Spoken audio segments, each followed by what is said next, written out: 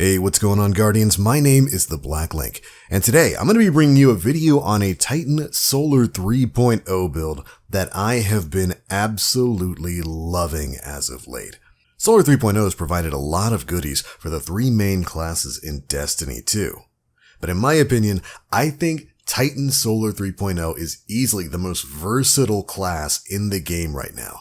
You can run max resilience unkillable Titan, you can run big bonk build, or you can even run as a Consecration sunspot monster. And the latter there is what I'm going to be talking about in today's video.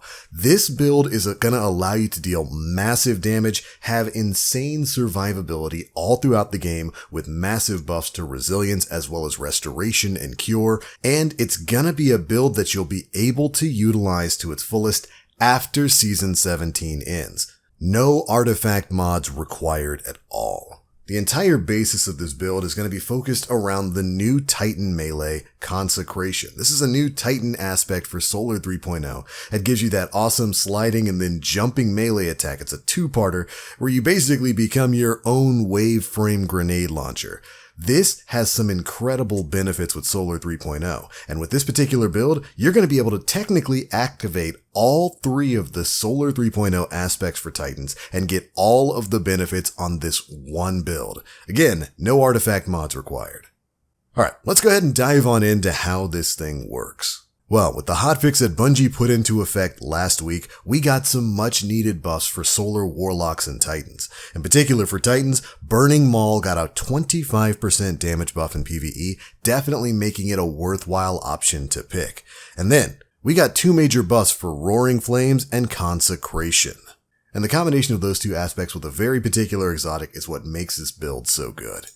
And so if you haven't had a chance to try out Burning Maul, it's a lot better in PvE now with that 25% damage buff. For everything else, it's pretty standard stuff. You want to rally barricade, whatever jump it you're comfortable with, and then run Throwing Hammer. This isn't technically a Throwing Hammer build, though Throwing Hammer is going to be getting some benefits from it as well. The real reason we run this is to get instant access to cure. Every time you throw your hammer and then pick it up, you get a nice little burst of healing. As for your grenade, it's really your choice. You guys know I love fusion grenades right now. They are so strong, they're basically pocket rockets that you can almost have up all the time. When it comes to the aspects, we're looking at Consecration and Roaring Flames. With Consecration, while sliding, you can activate your charged melee ability to launch a wave of solar energy forward, damaging and scorching targets in front of you as you leap into the air. When you're airborne, activate your charged melee again to slam to the ground and create a second, larger wave of damaging solar energy. If the wave hits a scorched target, they then ignite. This got a couple of buffs in last week's hotfix. First off, they've increased its fragment slots from 1 to 2, major change there. And they raised the height of the secondary attack's ground wave by 25% to more easily catch players who jump too late.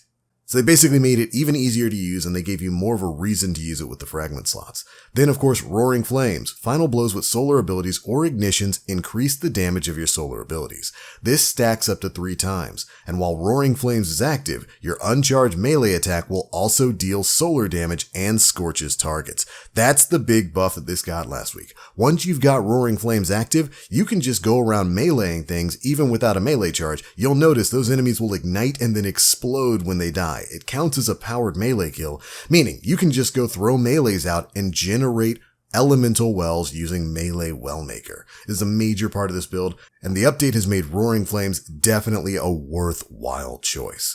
Alright, let's move on to some of the fragments. First up, we've got Ember of Searing, where defeating scorched targets is going to grant you melee energy. You're going to be scorching things all over the battlefield, and this build is all about getting that Consecration powered melee back, so this definitely helps with that.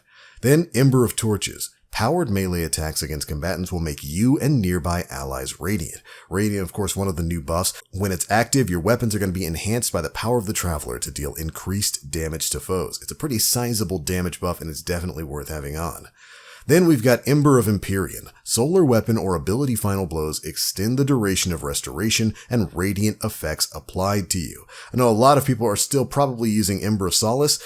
Unlock Ember of Imperium and use it. It's a much better version of Solace. And it allows you to keep your restoration and radiant up so long as you're getting solar weapon or ability final blows. It's actually ludicrously easy to keep those buffs going, and it makes you virtually unkillable in PvE. Finally, of course, we've got Ember of Singeing, where your class ability recharges faster when you scorch targets. This is just going to be a part of the basic rotation of this build. As you're going out, you're using your Consecration ability, you're blowing things up, you're spawning elemental wells. You want to have access to your rally barricade as often as possible so that you can run some sunspots, and we'll be getting into that in just a second. So those are the basics for the class build. Now this is all going to be working in tangent with the Loreley Splendor helm, everybody's favorite current Titan helm. This comes with Cauterizing Flame. When you're critically wounded with full class ability energy or when you cast a barricade, create a sunspot at your location that has improved restoration effects. That's what you want to pay attention to. Improved restoration effects means restoration times 2, which is among the strongest heals in the game. And when you mix that with Ember of Imperium, you can basically just keep it up indefinitely while you're playing. But Loreley Splendor also gives you one other buff that some people don't really pick up on, and that is the fact that it basically gives you the Sol Invictus buff without actually having to slot this aspect in.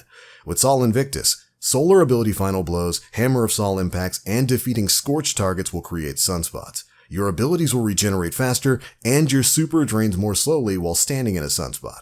Sunspots will also apply Scorch and deal damage to targets inside. Entering a sunspot will apply Restoration.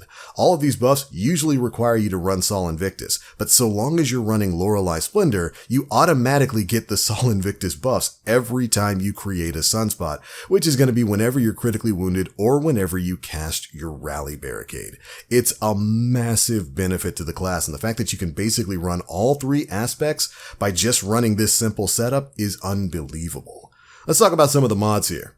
For the helmet, I went with Seeking Wells. There's a lot of versatility that you can run with this. You don't necessarily have to run an arc helmet, but I like the way Seeking Wells works since you're going to be out amongst a bunch of enemies. Having those wells tracked to your position is definitely a benefit there.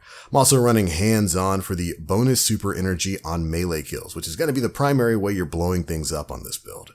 Next up, of course, we've got Melee Wellmaker. You're going to be seeing a few of these on this build. Of course, powered melee combatant final blows will spawn elemental wells matching your subclass energy type. Means as long as you're getting those powered melee kills, you're going to be generating solar elemental wells.